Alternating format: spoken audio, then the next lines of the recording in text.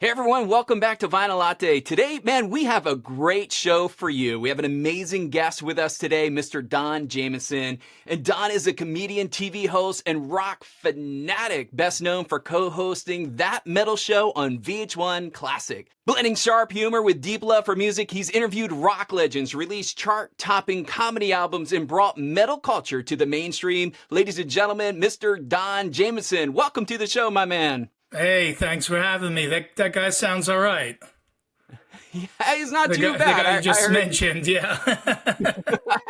I heard he's not too bad, you know. What's going on, man? I heard you've been pretty busy lately. What's going on in your world?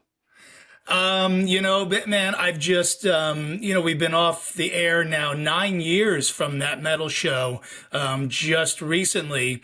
Which was amazing because it's just still every day somebody comes up and asks a question, is the show ever coming back? And so we really were so lucky to have such a dedicated audience. And I think it's because, myself and Eddie Trunk and Jim Florentine, we were just real. We're just real music fans. And, my whole life have always been comedy, music, and, to end up on a TV show with two of my best friends, being funny and talking about hard rock and heavy metal. God bless America, man. I was able to make a living with that, which leads us to today, though, which is, I've accidentally got, a foot in the music business and TV business. And I still have such a love for hard rock and metal that, still out promoting it.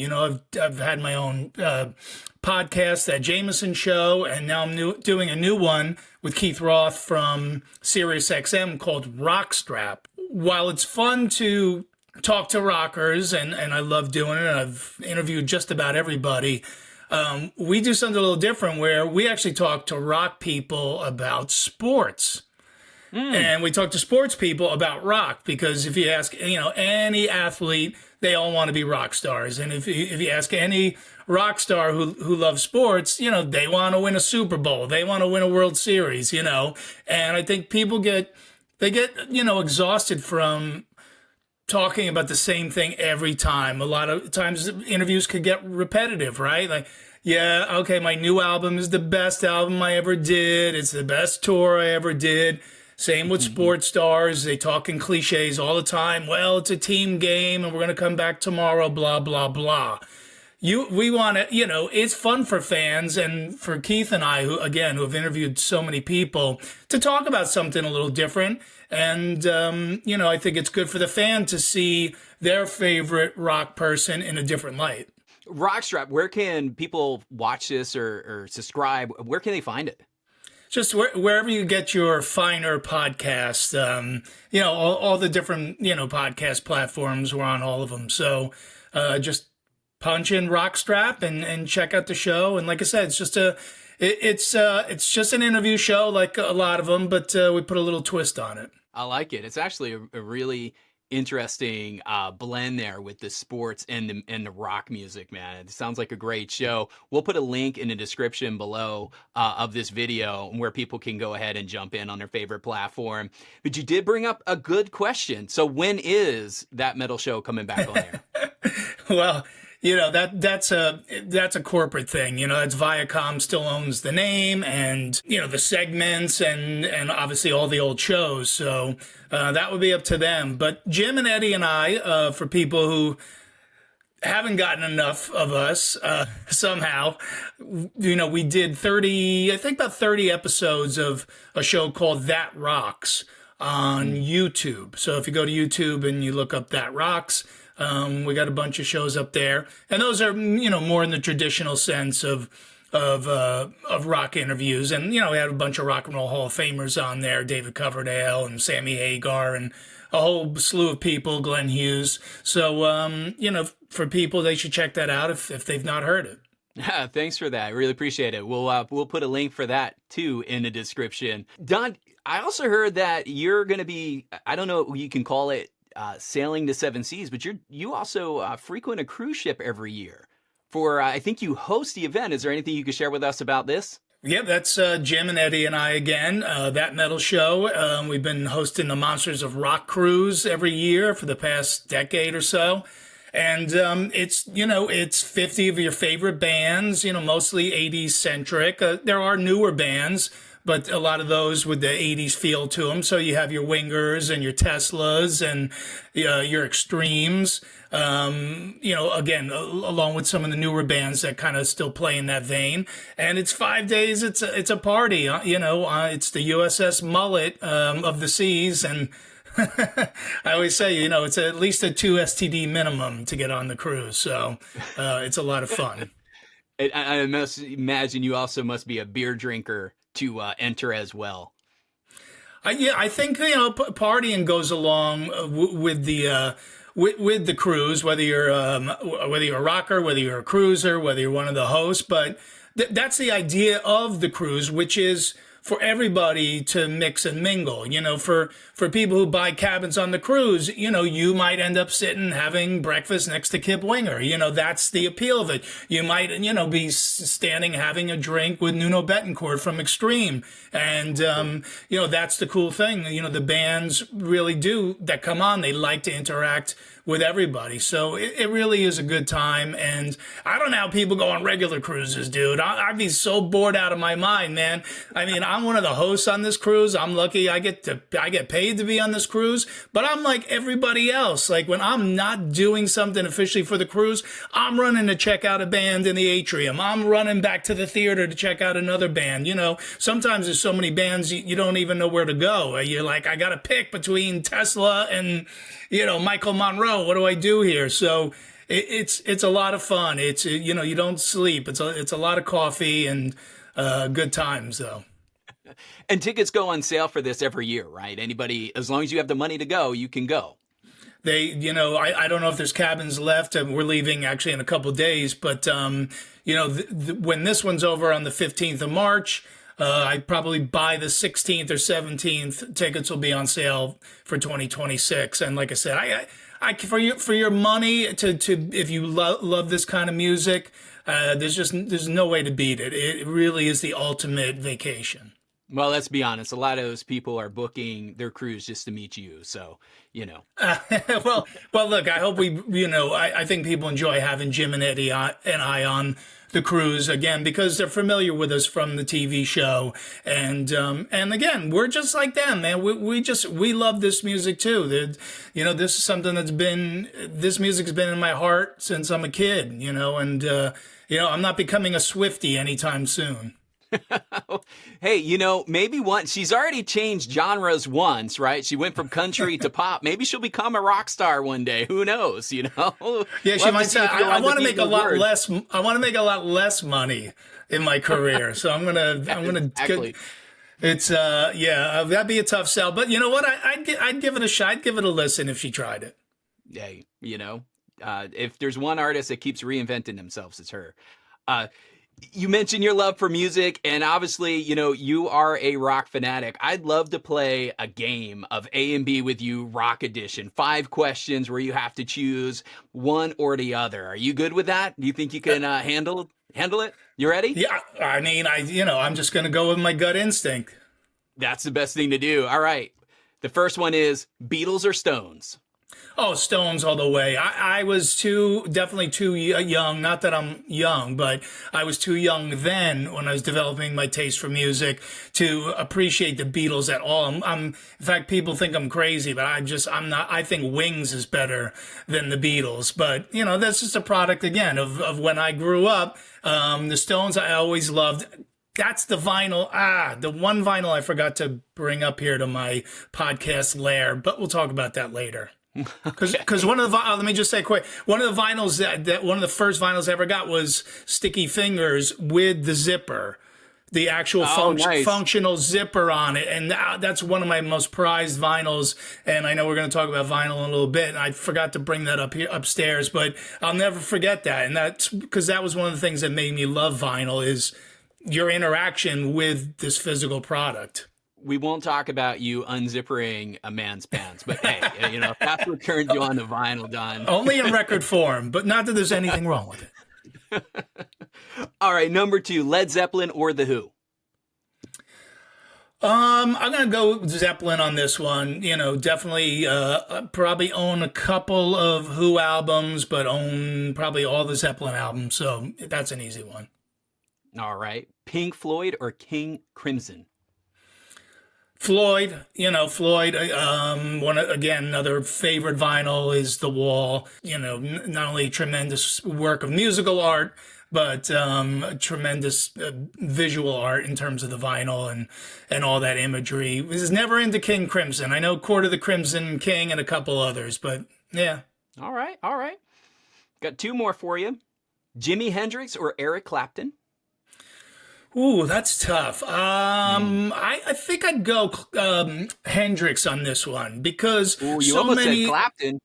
I did. I read Clapton's autobiography. I like a lot of Clapton stuff, but I have to say because so many of the guitar players that I worshipped Jimi Hendrix. So just for his influence alone, I go with Jimmy. All right. All right. Last one. Metallica or Megadeth? That's always the never ending, you know, heavy metal. Which one's better? Well, one's a lot bigger, obviously, as we know. Boy, that's really one of those unfair ones because if you sat down and went album for album, I might go Megadeth. But if I have to just go with my gut instinct, I think I got to go with Metallica. I would pick Metallica too because it made it more approachable for a lot of other folks. That makes Absolutely. sense, right? Yeah, and they're still putting out great albums, not that Megadeth isn't, but and like I said, if we went album by album, it might go in Megadeth's favor, but and even with the album Lulu, I'm still going with Metallica, despite that record they made with Lou Reed. That was pretty bad. Well, I don't know if you're going to get some haters out of your your answers, right? Because I know these are very controversial, but I really appreciate you playing along and giving your honest answers on them, man. Yeah, well, that's the thing is, Louis, is like that's just talking about it is what this is all about. Talking about these bands, keeping these bands alive. There is no right answer. When we did the top fives on that metal show or the throwdowns at the end where we pitted one band against the other, there's no right or wrong answer. The idea was to continue talking about these bands. So that's what it really is. And I'm sure half the people are going to agree with me, half the people are going to disagree. But the fact that we're still talking about Metallica and Megadeth and Pink Floyd and The Who in the year 2025, enough said. I know, right? Like bands that have lasted the test of times. I could imagine my kids talking about these bands. That's how cool they are, right? Well, yeah, The Who retired in what, 82? So, and they're still doing shows in 2025. So God bless. Yeah, God bless, man. God bless. Well, you teased it out. We want to talk a little bit about vinyl records. Word is that you are a collector. When did you get into vinyl? Were you like always a collector, or did you get on board with the vinyl reviver? What's the backstory on vinyl collecting? Yeah, well, both. Because, I'm 58. So, when I bought records as a kid, I bought vinyl. That was the format. And then I put, when CDs kind of took over and nobody was really making vinyl anymore, I just couldn't separate from the vinyl completely. And I did have it in storage. And for all the places I lived when I was in my 20s and my 30s, and I moved this vinyl from place to place, and like, why am I lugging this stuff around? And then in the early to into the mid 2000s when the revival happened, I was so happy that I hadn't gotten rid of any of it, and of course bought another record player and picked up where I left off. So you're talking, I was maybe 11 years old when I got Kiss Destroyer, my very first vinyl album. And so it went from there, and still obviously collect. I buy new albums by newer bands or new albums by old bands. But the fun of collecting for me is finding original versions or alternate kind of versions of old albums that maybe I already have in my collection, but I don't have the Portuguese version of it. Yeah, finding OGs is really hard, especially in good condition these days, because Yeah. so many people abuse the records, especially after vinyl kind of fell out of favor for CD and eventually streaming. People just didn't treat them well. They got warps being stored in attics, etc., or rodents got in and tore them all up, or just people just scratched the heck out of them because they just didn't care anymore. So it's hard. I like to challenge myself of finding really clean OGs. It's fun for me. It's expensive, but it's fun. Yeah. Well, I don't have kids and I don't do drugs. So I figured, there's worse things I could be spending my money on. So my only addiction is vinyl. You and I are brothers from a different mother, man, because I'm the same. And I'm like, at least my wife knows where I'm at. I'm either home or at a record store, like I'm not out late getting loaded somewheres. I'm here listening to music and I don't have money to do anything else. So I can't get in trouble. Exactly. It's hard to get into trouble when you don't have any funds. Right. Exactly. Well, you got some records together to share with us today, man, and I would love to see a little bit behind the scenes of what you got. Yeah, again, I'm bummed that I don't have the Sticky Fingers album, but you know the one I'm talking about with the functional zipper. And one of the first vinyls ever. Kiss Destroyer obviously was my very first iconic album by that band. But I'll start with my favorite vinyl that's in my collection. I had heard the legend of this vinyl. A buddy of mine told me about it. And I said, boy, I never even heard of that.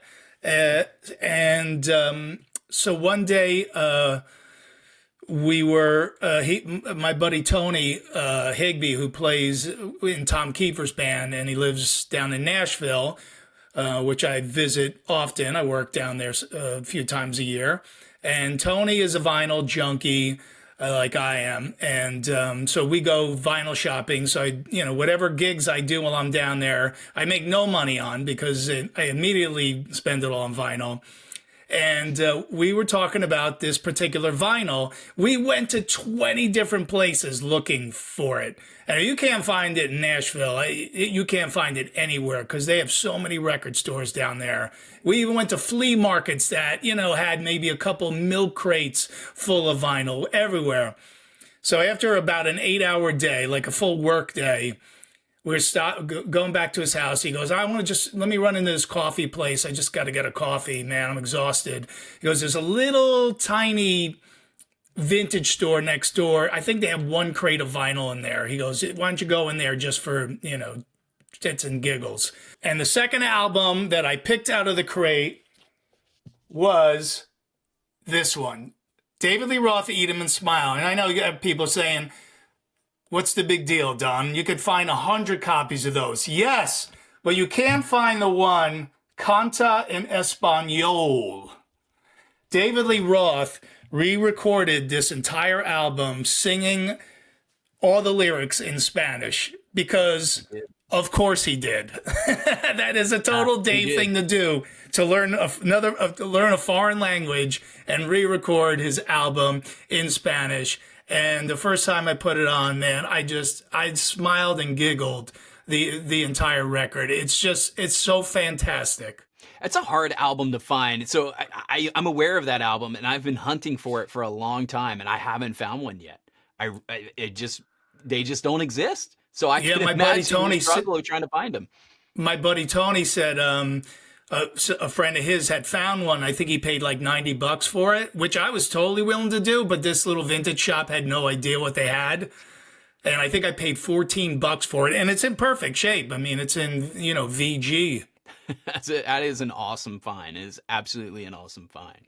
As I mentioned before, I like to find original pressings of albums, from other countries. So this is another one that I love. So Rainbow, tell us about it. Rainbow, Straight Between the Eyes, which again, you could find that vinyl just about anywhere. But this one is the Spanish pressing, and all the song titles are in Espanol. You got a thing for collecting Spanish, subbed albums. Well, there's nothing different on the front. They don't put the title in Spanish. So when I first picked it up, I just was looking, I'm like, I know I think I have this. I'm just looking, maybe this one's a little cleaner.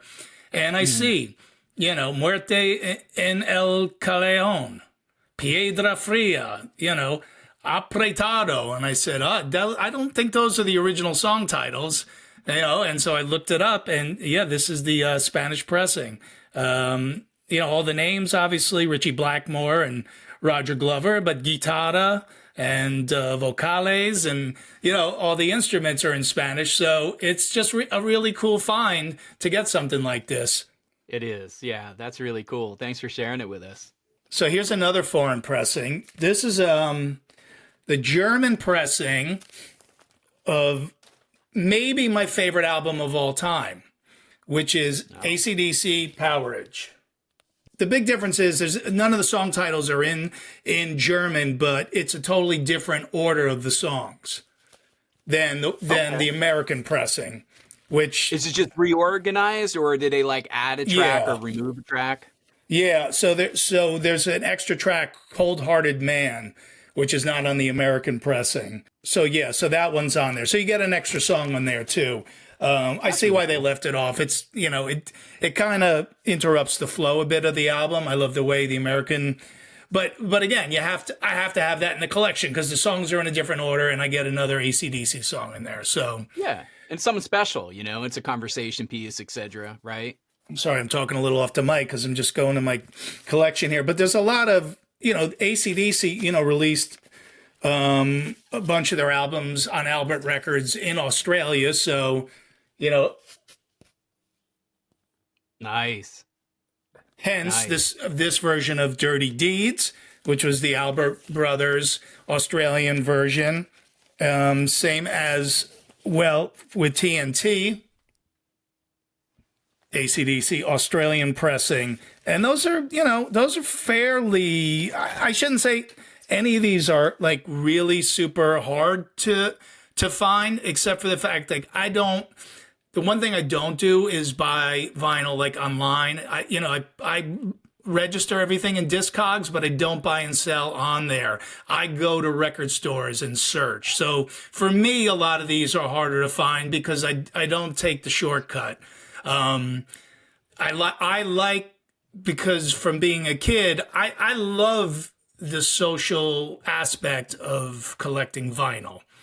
That was our social media back then, Louis. When I was a kid, we didn't, obviously there's no internet whatsoever. So obviously there was no social media, but the social media was, you saw somebody looking, if you love AC/DC and you saw somebody looking in the AC/DC section at the record store, you go, oh, what album are you looking for? I'm looking for Powerage. Oh, yeah, I just bought it the other day. It's great. And now you start talking. Now you have a new friend, it's not just, click, follow, on an Instagram post. It's now we're friends, and I come here every Saturday, after I, get my lawn mowing money. And I, buy a new vinyl, and now you got a new buddy to buy vinyl. So that aspect of collecting vinyl is still a big part of me. Yeah, and we've so far gone away from that experience, right? Because we used to have that experience with like Blockbuster and stuff, used to go and look at the covers and the backs and then talk to people about what movies, and we don't have that experience. Everything is just online and streaming, which makes it really difficult to like get into new things, going out, socializing, connecting with people and saying, oh, you like that, or you enjoy that album, you should listen to this. You get your music education, I feel, at a record store. You really do. More than you can just by streaming on a platform, etc. And then you actually, when you get home, you hear the album as the artist intended, not just one song. You hear the everything, and you start, I think, getting a deeper connection and appreciation for that artist, because now it's like going to a restaurant and only having the hors d'oeuvre, right? Instead of that, the hors d'oeuvre, you have the hors d'oeuvre, the main course, and dessert. Now it tells a full story. And that's what I think a lot of people are missing. They're getting a little bit of a taste or a treat by just streaming, but they're not actually getting a chance to really appreciate it. And then you start, because you have, you have the physical media, you can start looking at, who produced the album, who's on the album. You can start looking up what other things that they're involved with, other projects they're involved with, right? And then you really start expanding your musical taste from that. We just don't have it. I mean, it's like church for me, Don. Going to record stores like church for me. Hallelujah, Louis, because you and me both. Everything you said is 100% on point. I'll take the restaurant metaphor even one further, which is because people really don't expect to pay for music anymore. It's like going to the same restaurant and eating the whole meal, but you didn't pay for it, and you go, it's all right. It wasn't that good, or you only eat half of it, and you go, because you didn't pay for it. You don't have any investment in that meal, so you'll throw away half of it. When you had to save the lawn mowing money when I was a kid to buy the record, I wanted to like the whole record, so you got more invested in it. I want to listen to this 3 or 4 times and really take it in as an entire piece of art. And then maybe after a while you realize, okay, I really only like 2 or 3 songs on this record, but you tended to like records more as a whole because, again, you paid for them. You're invested in them monetarily, and so you become invested in them emotionally as well. So there you go. I agree. And you know what? The music is there as long as you take care of that record, man. I can't tell you how many times I've built a playlist on streaming and all of a sudden my songs are grayed out. Or the original song is now a remastered version. It's like, I want the song that I originally chose or what have you, man. It's just, I don't know. We could get into a debate of, streaming versus records another time, but there is just something that just connects you more to the artist when you have their work of art in your hands versus something that's a digital copy of something. I don't know. That's just no, for sure. But for me, Louis, like the streaming thing, I use it almost as, a screener to, hey, do I want to buy this album on vinyl? So for me, it serves that purpose. Everything still drives me to the physical product. Listen, we all do the streaming. I'm not going to say I don't do it, but I do with the intention of like, hey, if I really like a record, now I'm going to go buy it. And especially in the rock scene, hard rock and metal, there's so many ebbs and flows to it, and so many bands, there's no record companies basically for most bands. I mean, unless you're a Metallica or an Iron Maiden, you're putting records out on your own, or you're just not really making any money on them. So I want to put money in bands' pockets, and that's why I like the physical product. If I go to their show and they're selling the vinyl at their merch booth, I know all that money's going right into their pocket. Now they can put gas in the bus or the Sprinter van or whatever else. It's, that's why, t-shirts are $45. That's what these bands are living on. So I'll always try to buy a physical product because I know that most of that money is going to go into the band's pocket, especially if I can buy it direct from them. Well said, man. I love buying records at concerts, and I always put my tickets, because I'm a physical guy, so I always get my printed ticket, and I love putting the concert ticket in with the album, so then I know exactly where and when I bought that album. And to me, it's a cool way to hold on to your ticket stub. It's like, oh, it's right here with this album that I bought. I don't know. Same. Absolutely. I do the same thing. Well, what else do you got, man? You got anything else to share with us? Yeah. Well, so, I have to, along with obviously all the music stuff, we have to do a little comedy as well. I think of course, people forget there are comedy albums out on vinyl. So along with Kiss Destroyer, one of my other first vinyls was George Carlin, man. Yeah, Occupation Fool. And great comedian. Yeah, and that I haven't listened to this in a few years. I can't believe the condition this album is still like.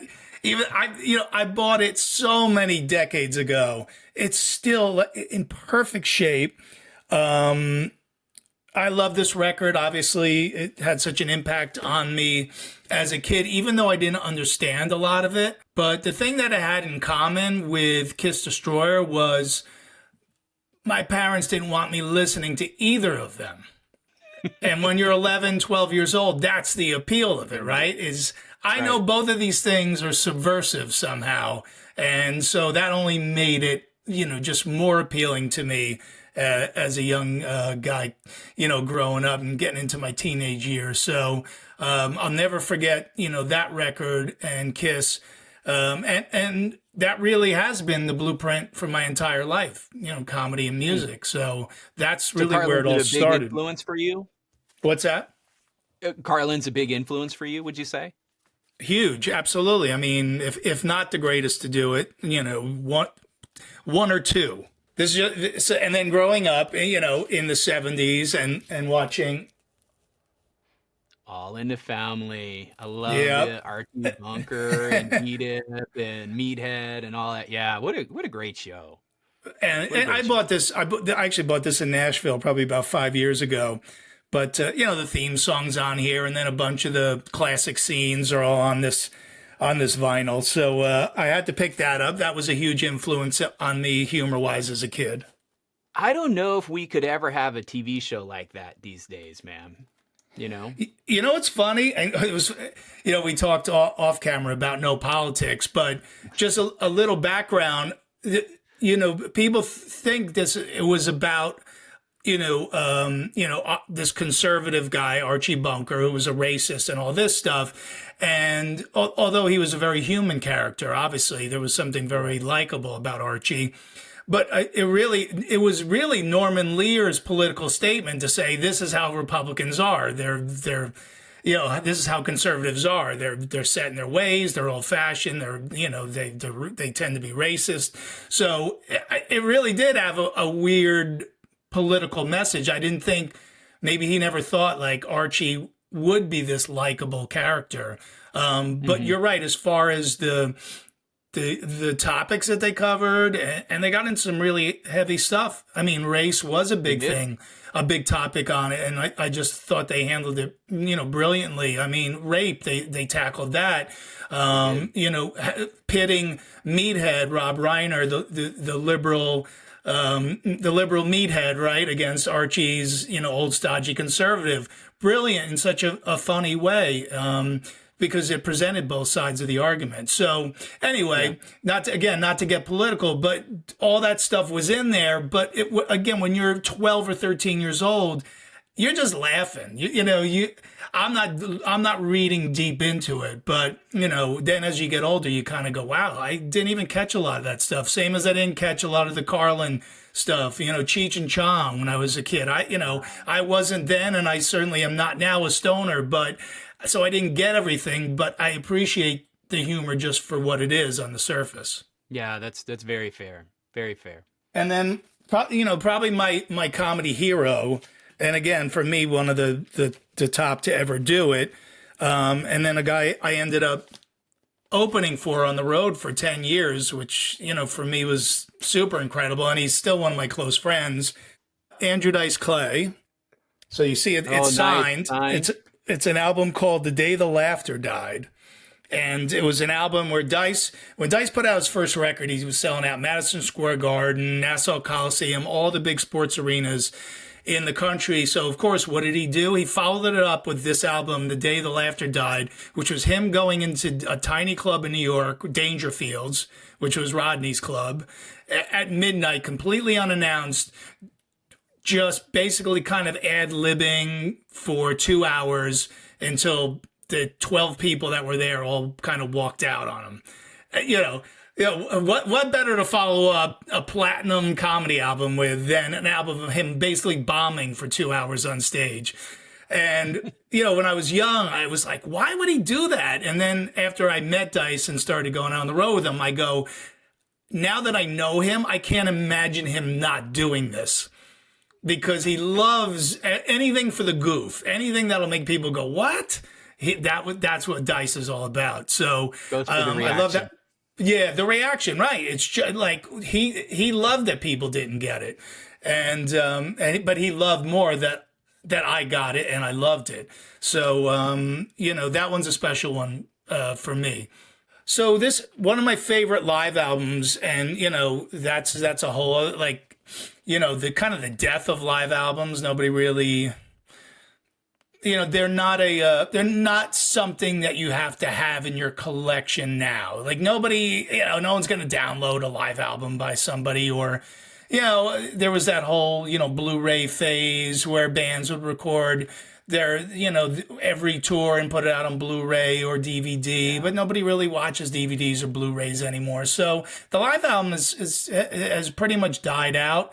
But back in the 70s and 80s, it was a must to get that classic live album by a band, whether it's Thin Lizzy, Live and Dangerous, or Kiss Alive, or any album like that. But Aerosmith put out a live album that's such an oddball, and it's just called Live Bootleg.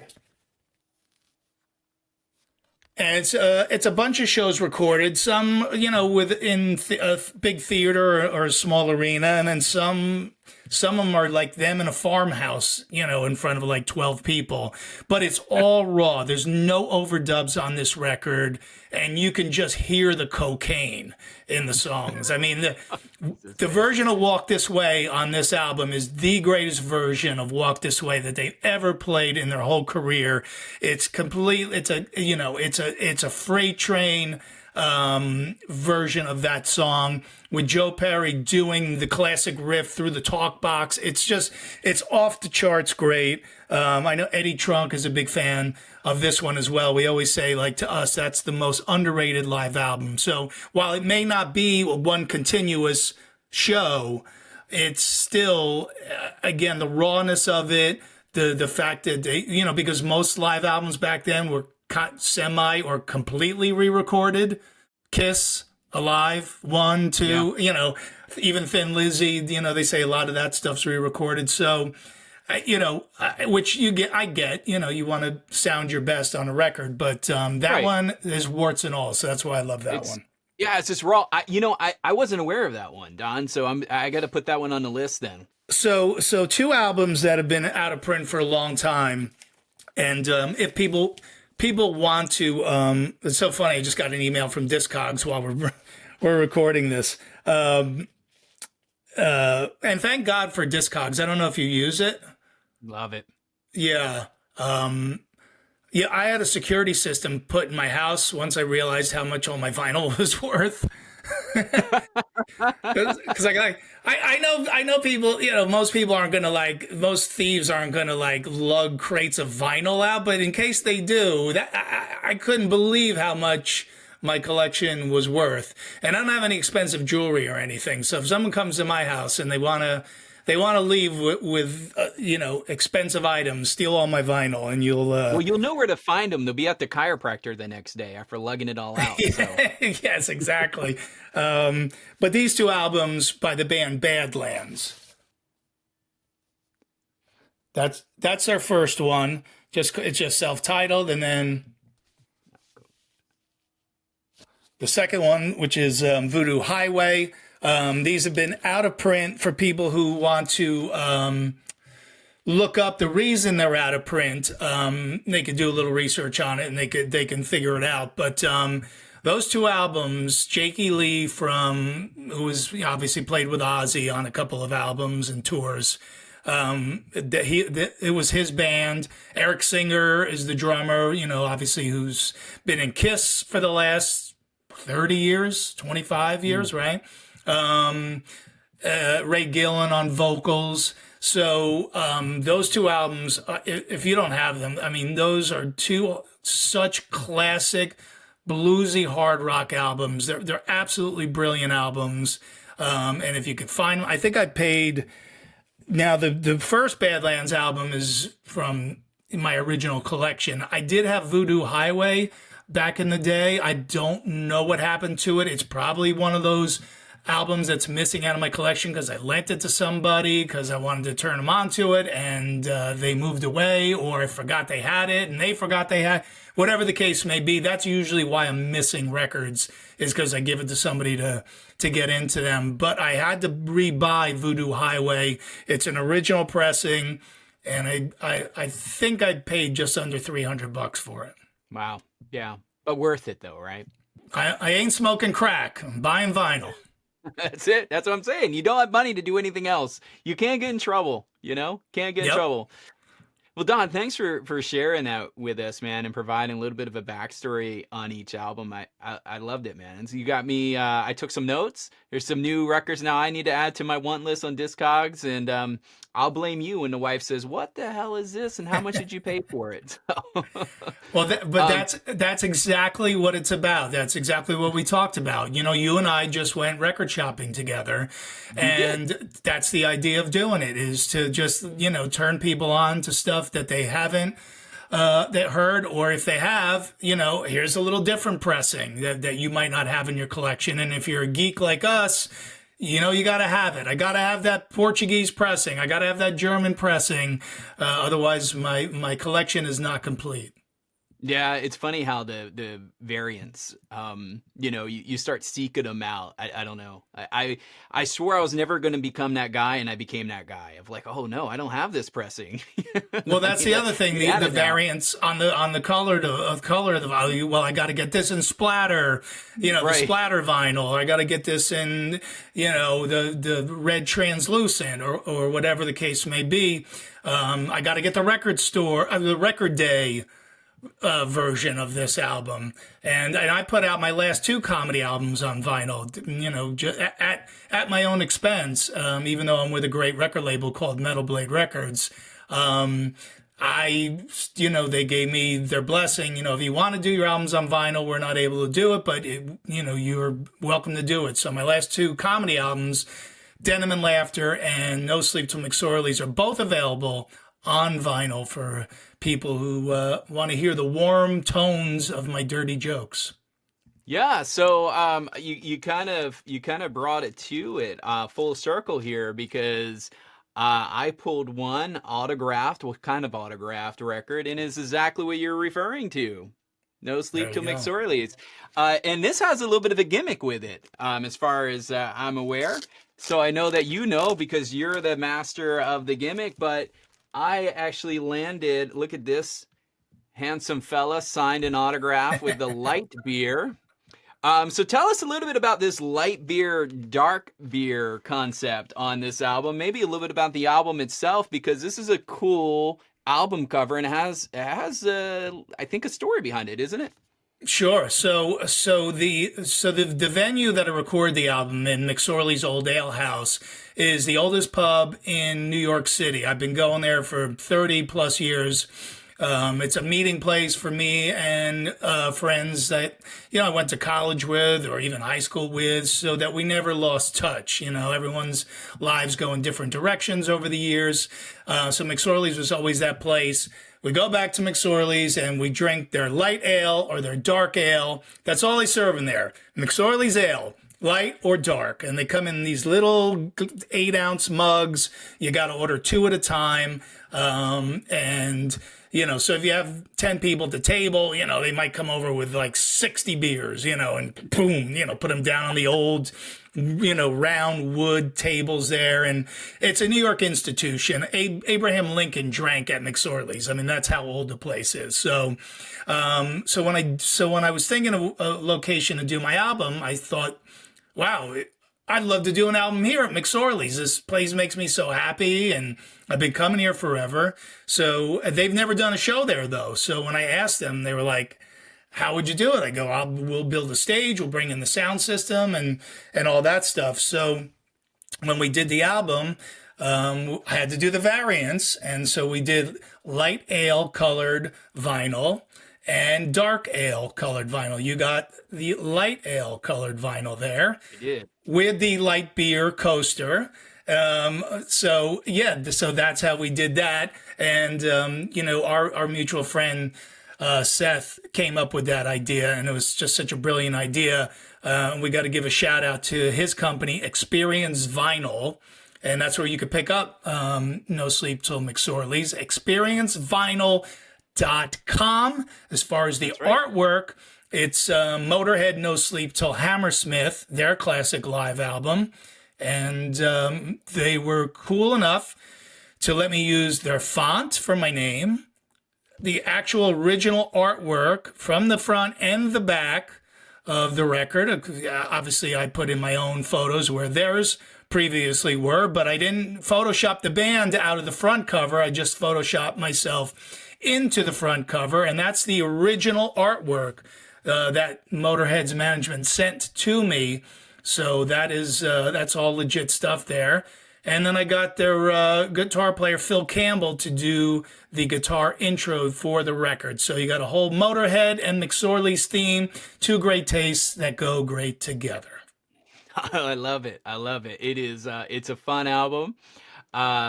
It touches on a lot of things. You have to go into it with open-minded. If you're prude, you're not going to like it. But if you have an open mind and you like a good laugh, it is a perfect album to put on, have a cocktail with, and just kind of relax and have a couple laughs, man. That's exactly what I did. I grabbed a beer, I sat down in my chair, and I put it on, and I felt like I was right there at McSorley's with you, listen to you on stage. You know, it was really cool. Yeah, that's the idea, man. It's again sort of the same method of madness that Aerosmith used for live bootleg. Is I want people to feel like they're sitting right there with me, you know, and the other beer drinkers and hellraisers that came to the show. And of course, I do edit stuff, but I try to keep it as live as possible. You know, probably 95. I filmed 2 shows that evening. It's probably 95% one show. The only stuff I took from the other show was stuff I forgot. And I left a bunch of mistakes in there. So, you know, I think there's a joke on there where it gets a mediocre laugh, and you could kind of sense that I was expecting a bigger laugh, and I go, well, we could put a bigger laugh in post. I don't care. Yeah. I remember hearing that. That actually made me laugh even more when I heard that, you know, because it feels so real and raw at that point. I got to tell you, I didn't know it was edited. It's that good. But I didn't edit it. That's the thing. I didn't put a bigger laugh in. That's the whole point. No, you didn't. I left it exactly the way it was. I left the very mediocre laugh in there. But I left the joke in of, hey, I could put a bigger laugh in, you know, when I edit this, but I didn't. You know, because that's what's funny about it, you know, that it didn't get that big a laugh that I expected it to. And then you get another layer of comedy on top of that, which is like, all right, you know, I'll put my own laugh in there. But I didn't want to do that, man. I like to leave those little moments in because I think it gives it character. Yeah, nice. Yeah, it's a great album, guys. We'll also have a link to experiencevinyl.com where you can go ahead and pick that up. You know, Don, before we let you go, is there a future album coming up that we should also have on our radar, or you can't tell us just yet? I mean, you know, the thing that's different between doing comedy and being a musician have a lot of similarities. Of course, obviously, you know, being a live performer is where you make your bones, right?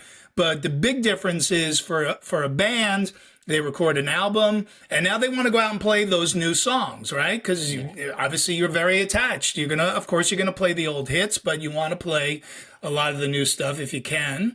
A comic's completely different. Comic puts out a live album. Now we want to stop doing that material because it takes a good 2.5 years to really hone a full set of comedy. So by the time I recorded that, it's like, I've been telling these jokes for 2.5 years. I don't want to tell these anymore.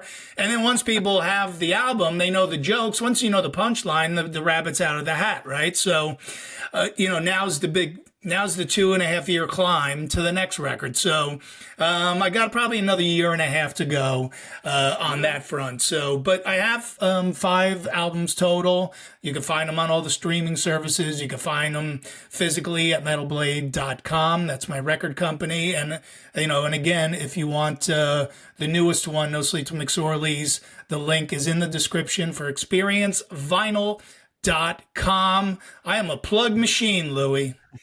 I love it, Don. I love it. It's been a pleasure to have you on the show today. Hopefully, we can have you back, especially when you come out with your new album. We'd love to have you back on the program again, Don.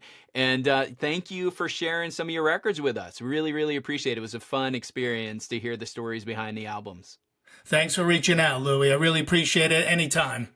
Thank you. All right, folks. Thank you so much, Mr. Don Jamieson. We'll have all the links to everything we talked about in the description below, including Don Jamieson's website, so you can connect with him directly on his social media. Don, pleasure to have you, man. We'll talk to you next time.